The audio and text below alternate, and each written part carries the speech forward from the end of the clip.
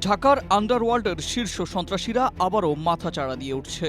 এরই মধ্যে কয়েকটি খুনের ঘটনা ঘটে গেছে। সবশেষ মোহাম্মদপুরে কিশোর গ্যাং লিডার অ্যালেক্স ইমনকে কুপিয়ে হত্যা এবং নিউ মার্কেট এলাকায় শীর্ষ সন্ত্রাসী টিটনকে গুলি করে হত্যার ঘটনার পর ঢাকার অপরাধ জগৎ নিয়ে নতুন করে জনমনে আতঙ্ক ছড়িয়ে পড়ে।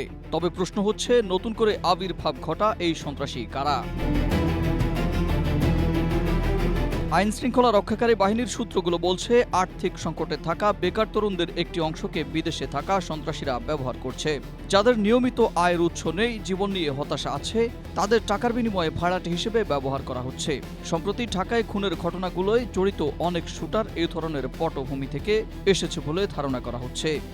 স্ট্রবেরি সুপার ডটেড ও ক্লাসিক ভ্যারিয়েন্টে সেন্সেশন জাগুক শিহরণ।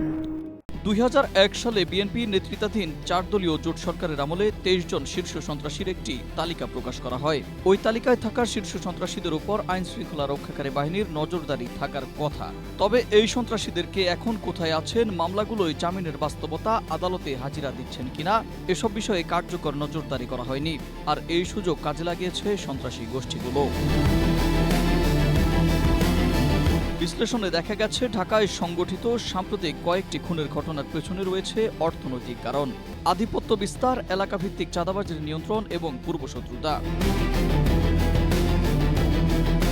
জানা যায়, ২০২৪ সালের ৫ আগস্টের পরবর্তী সময়ে পুলিশ সহ আইনশৃঙ্খলা রক্ষাকারী বাহিনীগুলোর ভঙ্গুর অবস্থার কারণে মূলত পেশাদার সন্ত্রাসীরা নানাভাবে সক্রিয় হতে শুরু করে। তবে আইনশৃঙ্খলা রক্ষাকারী বাহিনীগুলো বলছে, শীর্ষ সন্ত্রাসীদের বেশিরভাগই এখন দেশের বাইরে অবস্থান করছে। দেশের বাইরে থেকেই তারা ঢাকার অপরাধ জগতের কাঠি নাড়ছে। কেউ কেউ দেশে থাকতে পারে। এলাকাভিত্তিক এসব সন্ত্রাসী ও তাদের সহযোগীদের তালিকা করা হচ্ছে। খুব শিগগিরই তাদের বিরুদ্ধে কম্বিং অপারেশন করা হবে। এসব তথ্য জানিয়ে বিবিসি বাংলায় একটি বিশ্লেষণধর্মী প্রতিবেদন করা হয়। Ahmed Imtiaz, Asia post.